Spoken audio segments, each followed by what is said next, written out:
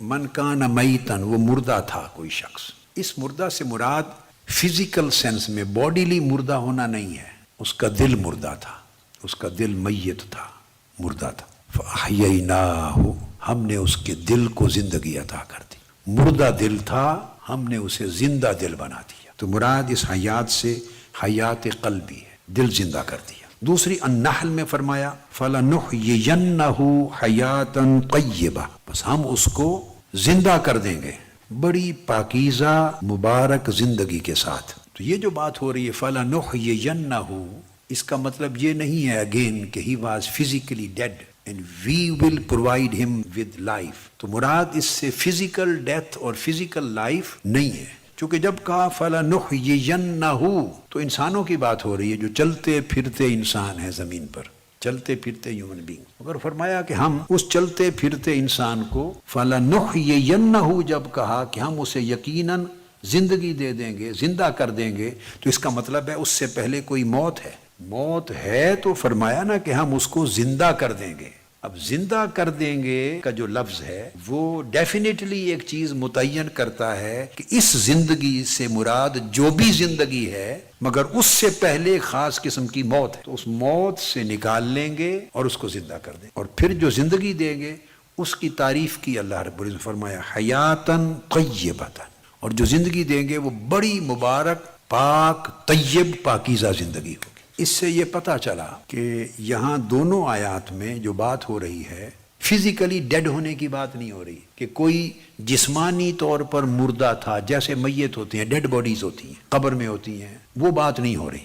اور نہ ہی جو فزیکل لائف ہوتی ہے، نہ اس زندگی کے جسمانی زندگی کے ملنے کی بات ہو رہی ہے. تو موت بھی ادر دین فزیکل ڈیتھ ہے، کوئی اور موت ہے، اور حیات بھی ادر دین فزیکل لائف ہے، لائف بھی ڈیفرنٹ ہے. تو موت بھی اسپریچول ڈیتھ ہے، لائف بھی اسپریچول لائف ہے. تو وہ ڈیتھ آف ہارٹ ہے اور یہ لائف آف ہارٹ ہے. یعنی موت بھی دل کی موت تھی اور ہم اسے مبارک طیب زندگی دے دیں گے، تو زندگی بھی دل کی زندگی. تو اس کا مطلب یہ ہے کہ جو زندگی اب ملی ہے اس سے پہلے بھی جسمانی طور پہ تو وہ زندہ ہی تھا مگر دل مردہ تھا.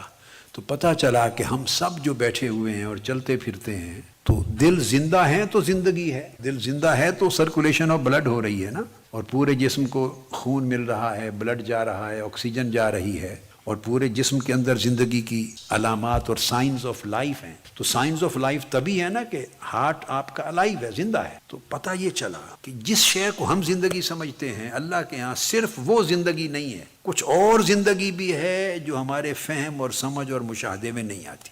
یعنی دل زندہ ہو کر بھی مردہ ہے. فزیکلی وہ کام کر رہا ہے، وہ ہارٹ جو پمپ کرتا ہے، جو بلڈ فراہم کرنا ہے، وہ اس اینگل سے زندہ ہے، اور اس نے جسم کو بھی زندہ رکھا ہوا ہے.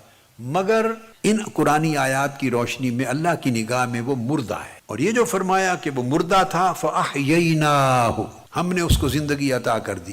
اور اسی انعام کی آیت میں فرمایا کہ وہ جو مردہ تھا وہ اندھیروں میں تھا. اب مردہ کو، موت کو ڈارکنس کے ساتھ جوڑا ہے، اندھیرے کے ساتھ. جو مردہ تھا اس کا مطلب ہے محروم نور تھا، نور اور روشنی سے محروم تھا، اندھیروں میں تھا. اور جس کو فرمایا کہ ہم نے زندہ کر دیا، اس کے لیے قرآن کہتا ہے کہ وہ روشنی میں آ گیا، اندھیرے سے نکل آیا. اور اس کی زندگی کا اور اونچا رینک بیان کیا اور فرمایا کہ پھر یمشی بہی فی الناس، اور پھر ایسا بھی زندگی کئی لوگوں کو دل کی اتنی بڑی دیتا ہے کہ وہ خود ہی زندہ نہیں ہو جاتے بلکہ اوروں کو بھی زندہ کرتے ہیں. یعنی وہ نور لے کر لوگوں میں چلتا ہے. یہ سورہ انعام کی آیت کریمہ کہ اسی نور کے ساتھ لوگوں میں چلتا ہے اور نور بانٹتا ہے.